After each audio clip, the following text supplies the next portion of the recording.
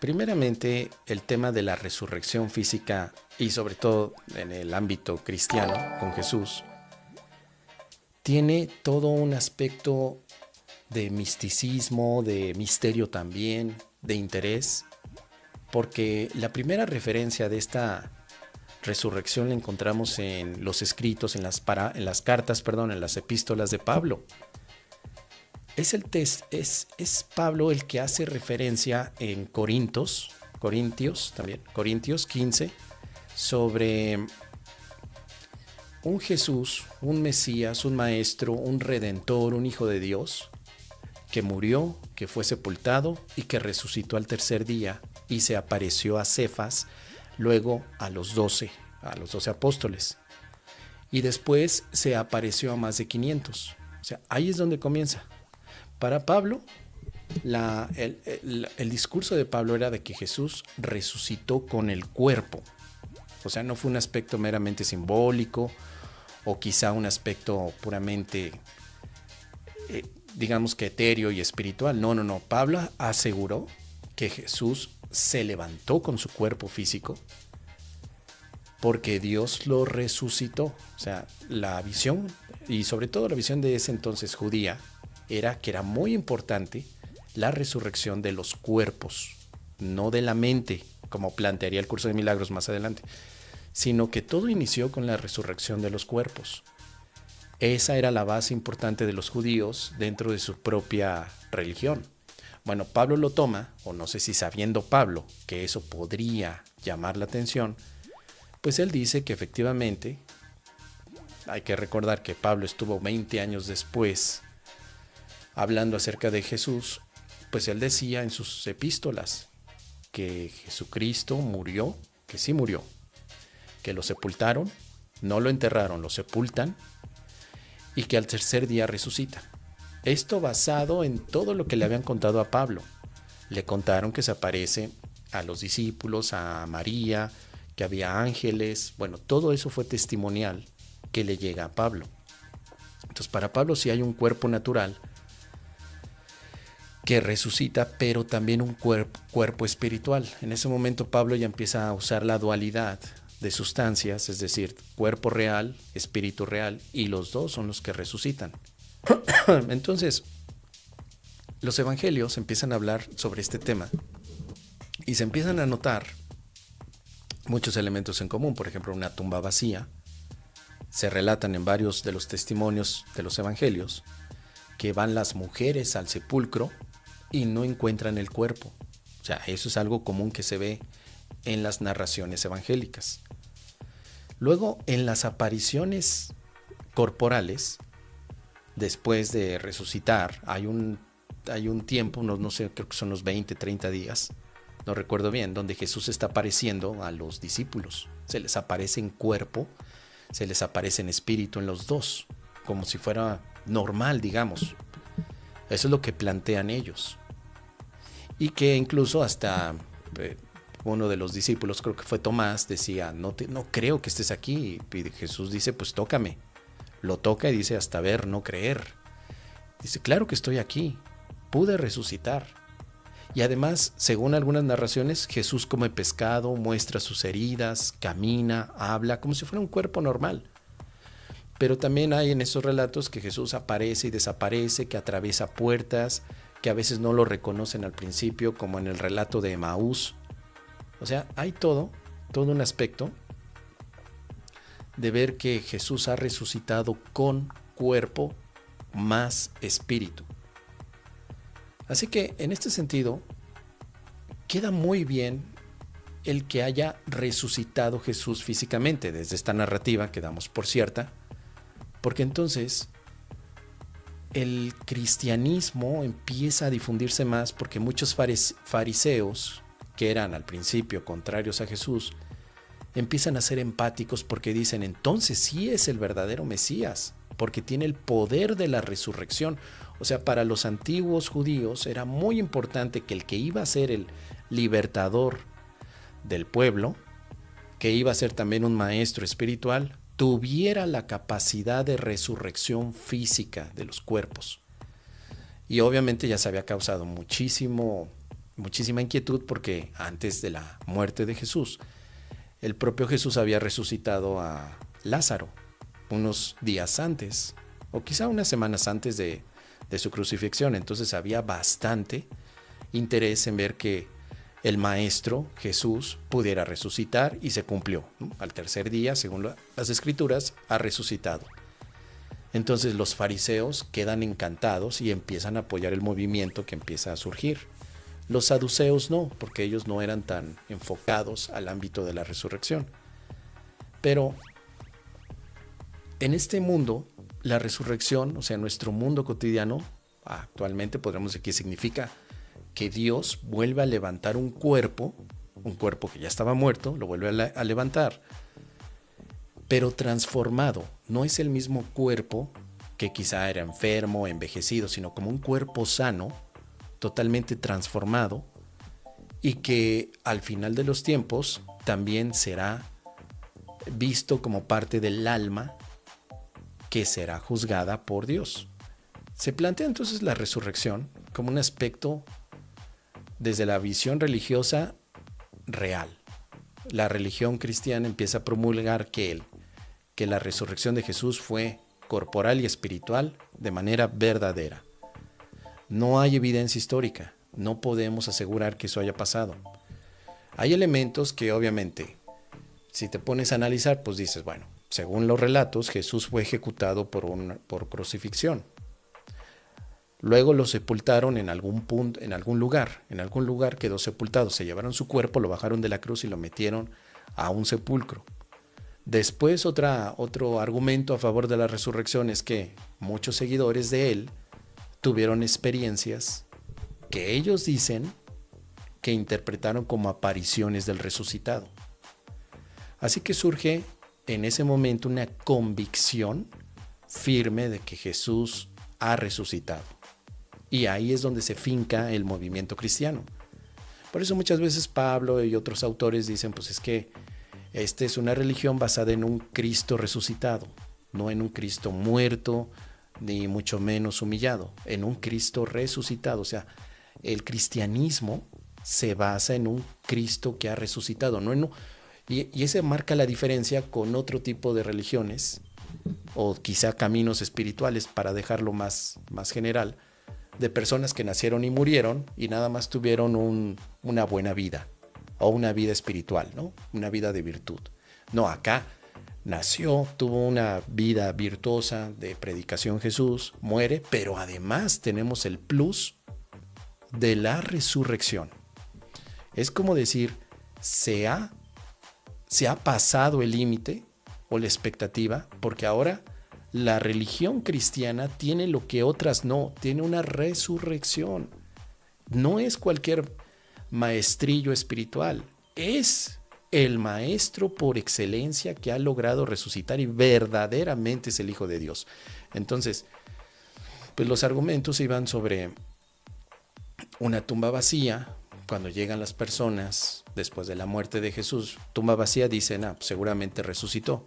Pero obviamente, pues una tumba vacía puede ser que alguien se robó el cuerpo, ¿no? O que no lo metieron allí. Pero los que aprueban la resurrección física, pues dirían, ya Jesús se había levantado de la tumba. Además, empieza a darse todos estos testimonios de que me enteré de que Jesús se apareció con los apóstoles, se apareció con unos hermanos que iban caminando a Emaús, se apareció también con las mujeres, se apareció a María Magdalena, se apareció a su madre, se apareció en todas cosas, ¿no? Pero ya cuando empiezas a hacer un estudio más detallado, pues tal vez pues empiezas a ver algunas contradicciones, ¿no? Por ejemplo, ¿quién va a la tumba? Pues a veces solamente María, a veces en otro te dice que María con otras mujeres, en otro te dice que varias mujeres con nombres distintos. O sea, los evangelios tampoco están de acuerdo en el mismo relato. A veces dicen que ven un ángel allí, a veces dicen que ven dos hombres, a veces ven que ven un joven, a veces dicen que había dos ángeles. O sea, los evangelios tienen contradicciones en exponer si verdaderamente fue algo tan maravilloso, tan majestuoso, ¿por qué no está mejor documentado? ¿Por qué habría este tipo de contradicciones? Y también el tema del sepulcro. El sepulcro En ese momento no era como actualmente que enterrabas a los muertos, sino que había cuevas, lugares que se tapaban con una piedra y que dejaban ahí a que los cadáveres se pudieran descomponer. El sepulcro, ¿dónde está? Bueno, muchos dicen que está en Palestina, en determinados lugares de Jerusalén, ahí está la iglesia del Santo Sepulcro. Pero ¿y si no fuera ese el sepulcro?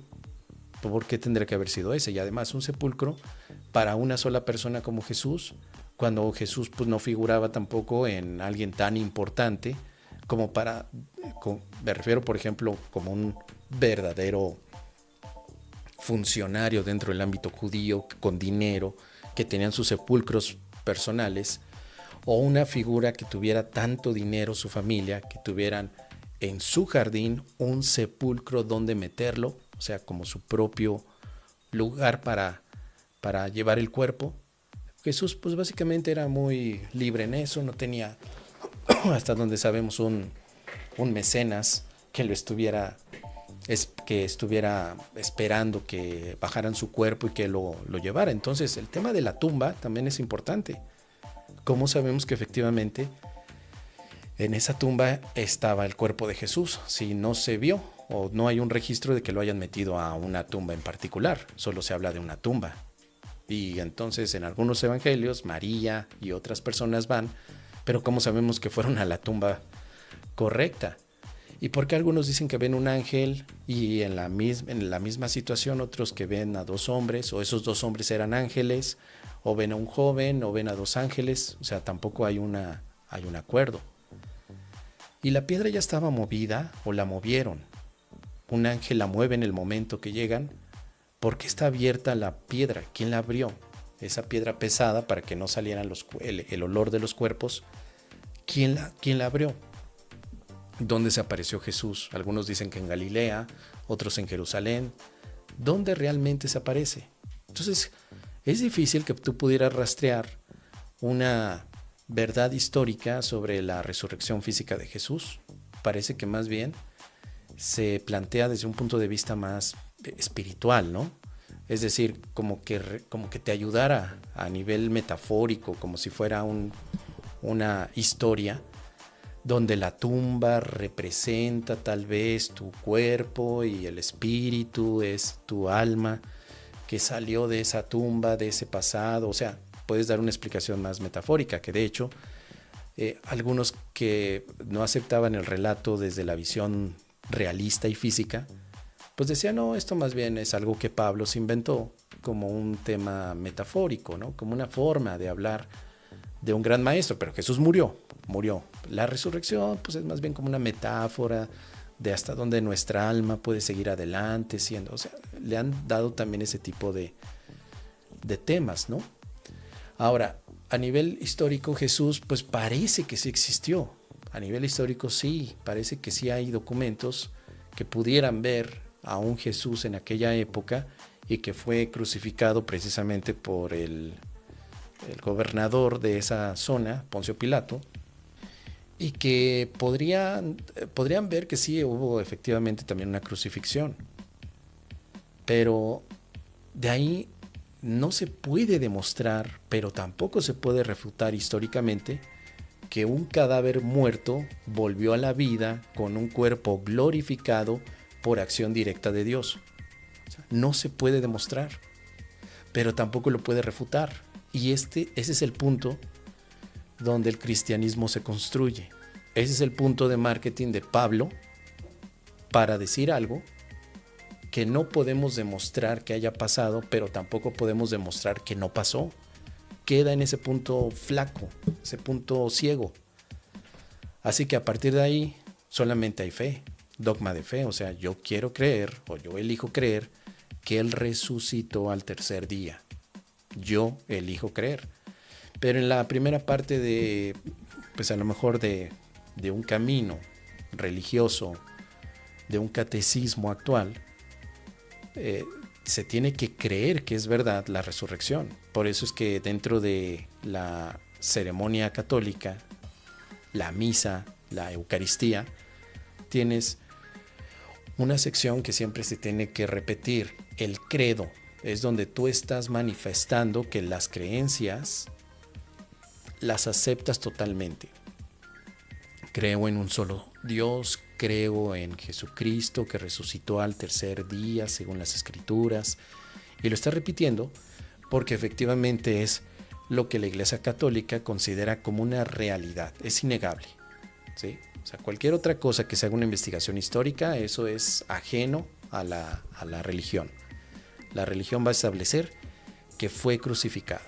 Entonces, se construye a partir de Pablo la idea de una crucifixión física, de una resurrección física, además de espiritual. Y que hay una promesa de resurrección también de cuerpos que Jesús tendrá en el futuro, en algún momento, ¿no? Es lo que muchos estaban esperando. La segunda venida de Cristo es para levantar a vivos y muertos. Quiere decir, levantar a los que ya murieron, se van a levantar con un cuerpo renovado y transformado físicamente, además de que su alma será también liberada del pecado. Eso es lo que dice el catolicismo, así lo expresa. La resurrección en el catolicismo va por el tema corporal, va físicamente, es parte de la fe cristiana tradicional. Se considera todo un hecho este aspecto de la resurrección. Los que están, digamos, en una postura escéptica, como es mi caso, pues probablemente es una combinación de errores, de interpretaciones, de experiencias objetivas, también de testimonios falsos o quizá no completos o congruentes. Pero más allá de eso, luego vemos el tema con un curso de milagros que vuelve a tocar el tema de la resurrección y definitivamente con todo el enfoque del curso que ya sabemos que considera que los cuerpos son ilusiones, la resurrección de la que se habla en el curso de milagros pues no tiene nada que ver con el levantamiento de los cuerpos muertos, sino nada más resurrección es otra palabra que se ocupa para el cambio de percepción. Así, sencillito. En los propios documentos del manual para el maestro, de las preguntas, de la clarificación de términos también, por ahí aparece, dice claramente la resurrección es cambiar tu manera de percibir del miedo al amor. Entonces resucitas a nivel mental, pero el cuerpo no tiene nada que ver, no es el modelo o el testimonio de la resurrección. Superar la muerte, como dice el curso de milagros, también tiene un contexto específico, no tiene nada que ver con el cuerpo, habla de la muerte en la parte mental. La creencia de la muerte es la que la superas y aceptas la vida eterna a nivel de la mente. Otra vez, entonces para ir finalizando, podemos ver que el tema de la resurrección tiene, desde el curso de milagros, un enfoque totalmente, digamos que ajustado a lo que el curso está mostrando y enseñando en todo momento sobre nuestra identidad espiritual. Somos espíritu, nunca estamos en los cuerpos. Eso es la implicación del curso de milagros. Entonces toda resurrección, todo aprisionamiento sigue siendo mental. ¿Ustedes qué opinan? Déjenmelo saber aquí en los comentarios.